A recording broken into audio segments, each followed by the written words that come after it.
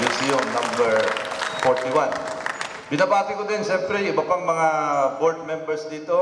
Nagpapasalamat tayo. Ito yung proyekto na binabalik ng gobyerno nasyonal. Ang perang binabayad nyo sa taxes, income taxes at saka yung VAT. Lahat ng bagay na binibili nyo, na batable, siyempre, merong koleksyon ng gobyerno dyan. At yan ang tinatawag na pork barrel ng mga congressman. Yan po ang pork barrel at binabalik namin sa inyo. Dito naman sa Barangay Merville, meron tayong sa pang proyekto dyan sa may, yung mga nagta-tricycle dito, meron tayong tricycle shade, waiting shed.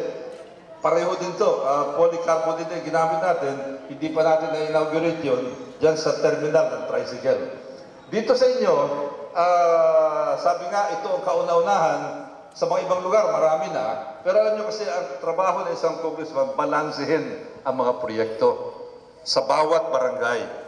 Dito sa inyo, yung pong pagsisimento ng kalye, isa yan sa mga binigyan ko ng priority.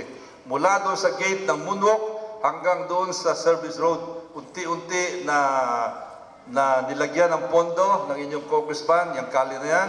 Kaya ngayon, sementado na ho yan. Dati bako-bako, yan ang isa sa mga proyekto ko na alay ko sa inyo dito sa Barangay Merville at kasama na ang Barangay Moonwalk.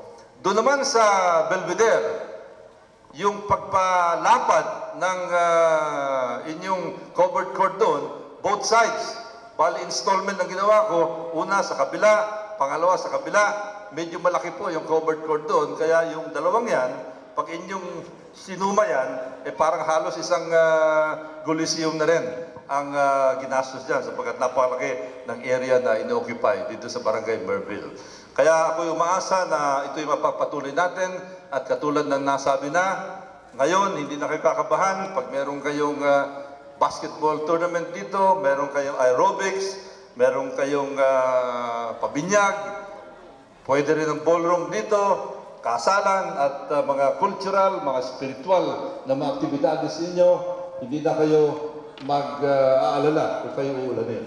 At ako'y natutuwa din sapagkat meron tayong proyekto rito na nag-blend sa inyong kapaligiran dito. Alam nyo, katulad din ng Merville Park. Itong Mulabi Park ay isa sa mga lugar na talagang hinahangaan ko. Sapagkat napakaganda po, napaka-orderly nyo rito.